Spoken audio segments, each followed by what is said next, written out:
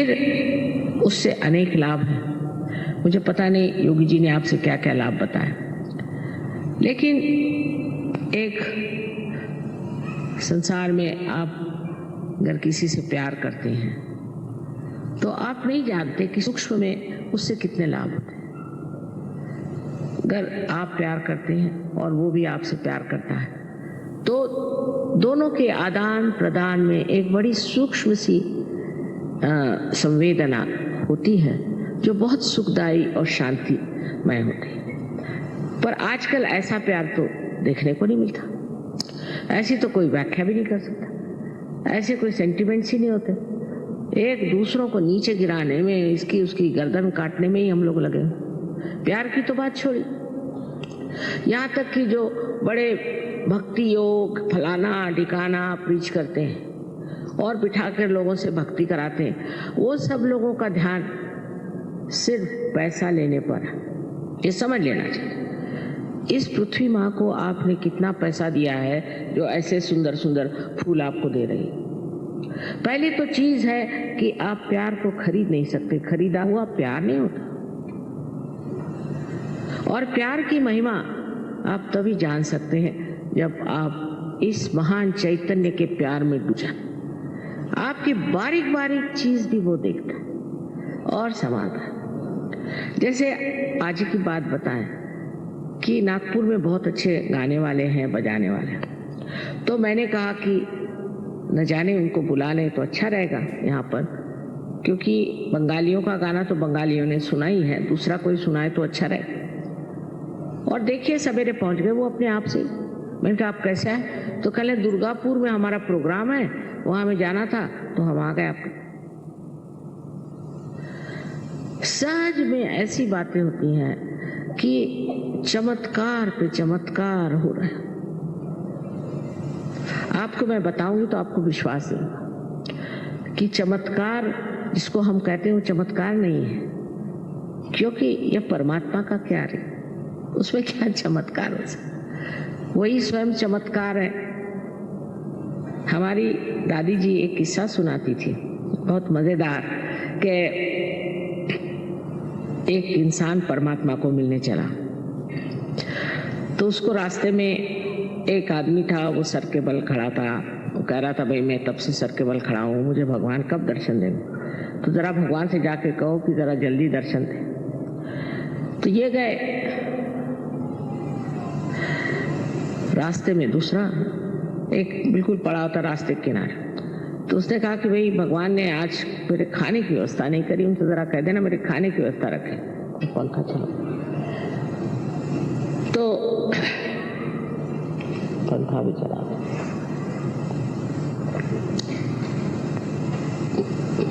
तो इन्होंने कहा कि अच्छा हम कह देंगे भगवान से।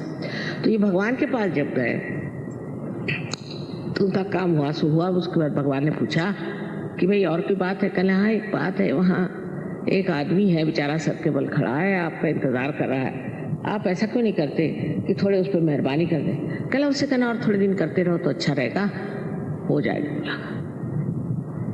उसके बाद दूसरे आदमी के बारे में कहा कि साहब उसको तो खाना नहीं मिला, ऐसे रास्ते पड़ा, कह रहा था भगवान से कह देना। अरे उनका खाने में ये कैसे हो सकता, एकदम उसका इंतजाम करो। तो ये अचंभे में पड़ गया कि वो तो सर के बल पर खड़ा है तब से, उसकी कोई परवाह नहीं, और ये ऐसी रास्ते पर ऑर्डर दे रहा है और इसकी इतनी परवाह करें। अब ये प्रेम की बात है। तो उनसे परमात्मा ने कहा अच्छा तुम ऐसा करो, तुम नीचे जा रहे हो ना, तो दोनों से एक ही बात कर। क्या बात? कि मैं भगवान के यहाँ गया तो एक सुई के टोक में से उन्होंने सुई के छेद में से एक उसमें से ऊँट निकाल दिया, बस इतनी बात करना था। तो ये आए नीचे, तो पहले इनको वो मिला जो कि सर के बल खड़ा था, फिर जरा उनका अच्छा भाई तुम ठीक आ जाओ, कहा कि अच्छा हम आएंगे कभी। भगवान ने कहा तो और क्या देखा तुमने? भगवान अरे मैंने बड़ा आश्चर्य देखा कि उन्होंने सुई के छेद में से एक ऊँट निकाल दिया। अरे कहने क्या झूठ बोल रहे हो, भगवान के यहाँ क्या हुआ है, तुम तो मुझसे झूठ बता रहे। अच्छा कहने फिर वो दूसरा आदमी था उसके पास, अरे हाँ खाने का तो इंतजाम हो ही जाता, मैंने सोचा ऐसे ही बता दे। तो और क्या देखा तुमने? तुम बताया कि एक आश्चर्य की बात कि एक सुई के छेद में से उन परमात्मा ने एक ऊंट को निकाला। अब इसमें जो सूक्ष्म बात है समझिए। तो वो कहता है इसमें आश्चर्य कौन सा? अरे वो परमात्मा है। वो ऊंट तो क्या दुनिया ही निकाल दे, न जाने विश्व के विश्व निकाल दे, वो परमात्मा है। तुम क्या समझते हो अपने को? ये एक नितांत विश्वास, क्योंकि आत्म साक्षात्कारी आदमी को उसका जो विश्वास होता है वो अंधा विश्वास नहीं होता, वो साक्षात में विश्वास। साक्षात कोई भी चीज अंधे से मान लेना ये मनुष्य के लिए शोभा नहीं देती।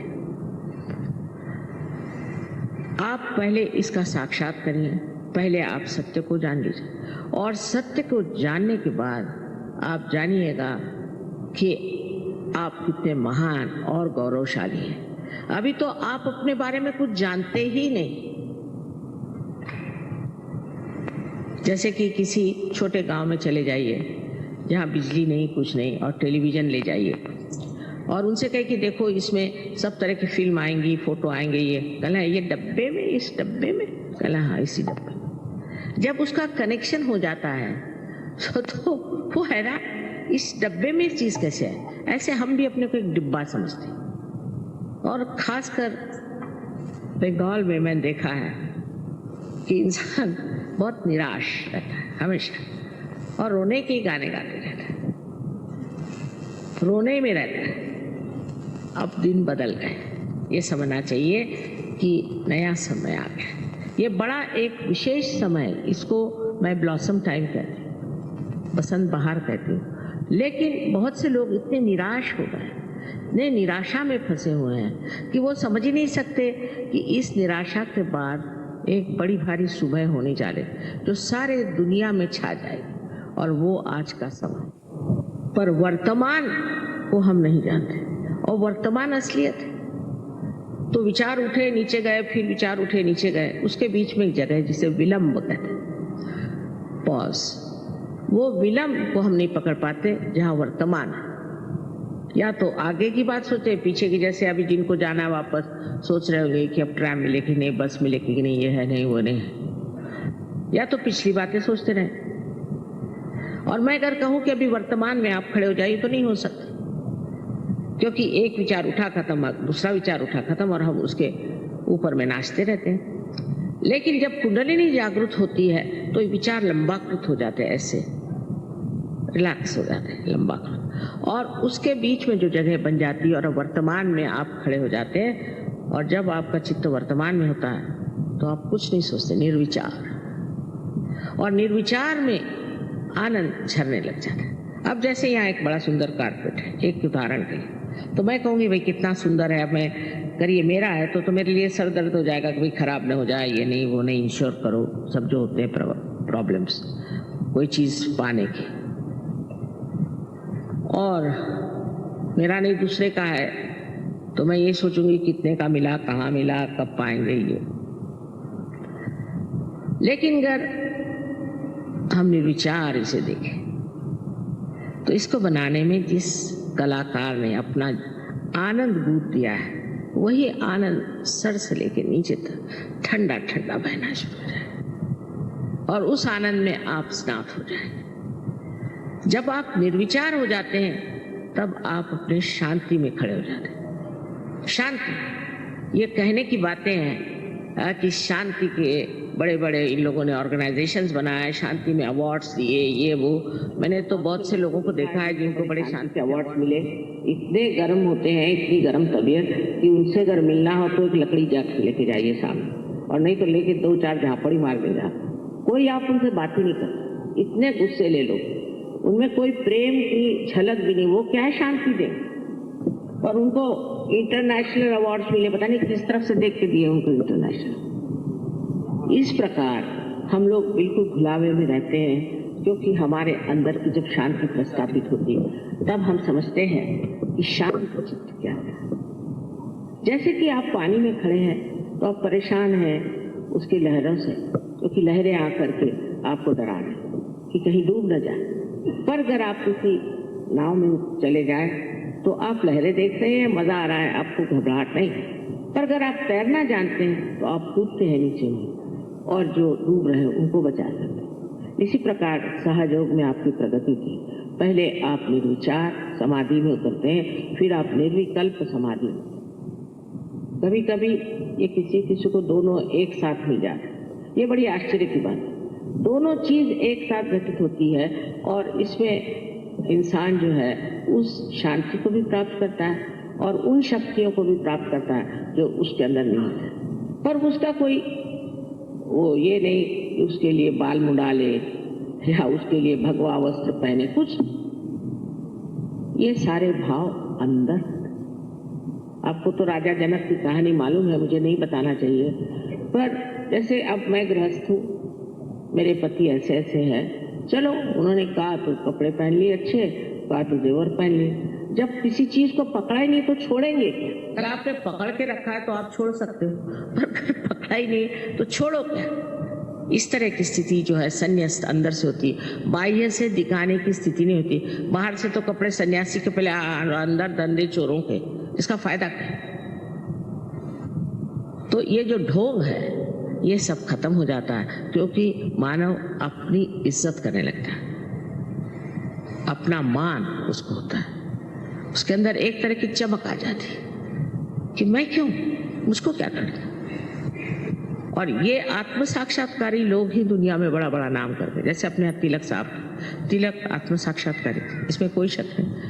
इब्राहिम लिंकन थे, वो आत्म साक्षात्कारी थे। शास्त्री जी थे, वो आत्म साक्षात्कारी। हमें तो हम कहते हैं कि जो लोग आत्म साक्षात्कारी नहीं, वो कभी भी सत्य पे टिक ही नहीं सकते।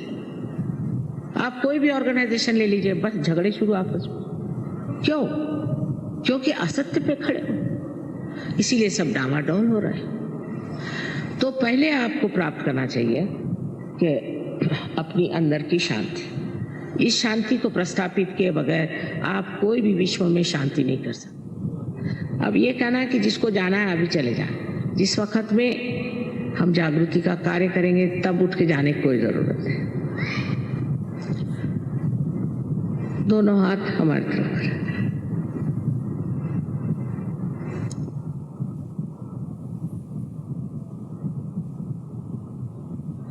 अब पहले तो आपको चाहिए कि अब आप अपने को बिल्कुल तरह से क्षमा कर दें। इस वक्त अपनी गलतियां और पाप पुण्य जोड़ने की जरूरत है।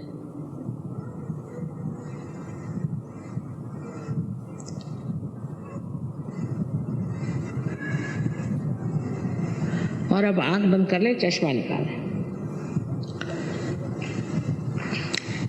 इनके पैर में जूते होंगे, जूते निकाल दें जो बैठे हैं ऊपर में लोग। अब लेफ्ट हैंड मेरी ओर करें इस तरह से, और राइट हैंड सर झुका लें, और सर के ऊपर में आप अपना राइट हैंड, यहाँ पर जो तालु है इसे ब्रह्मरंध्र भी कहते हैं, कि जो ब्रह्म में एकाकारिता करता है, ऐसा छेद ब्रह्मरंध्र। अब इस पे राइट हैंड रखें दूर ऐसे, और अब देखें कि आपके ब्रह्मरंध्र में से ठंडी या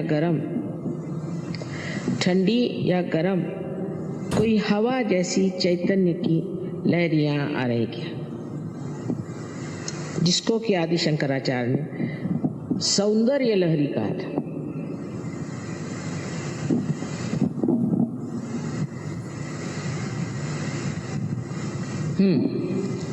नीचे सर झुका है, नीचे सर झुका। अब मेरे और राइट हैंड करें, और फिर से अपना सर झुका है, और लेफ्ट हैंड से अब देखें, सर पे हाथ नहीं रखें, सर से दूर, सर झुका, लेकिन शंका नहीं करने की। आप ही के सर से ठंडक आ रही, शंका नहीं करनी, सर झुकाए।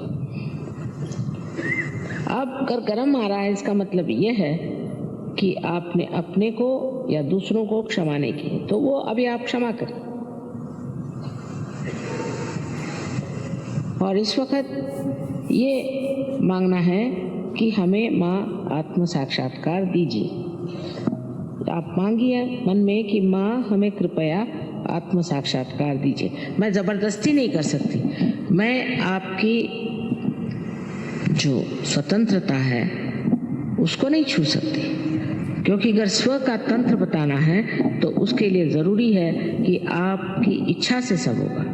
तो अब फिर से राइट हैंड से आप देखिए और कहिए कि माँ मुझे मेरा आत्म साक्षात्कार दीजिए। राइट हैंड से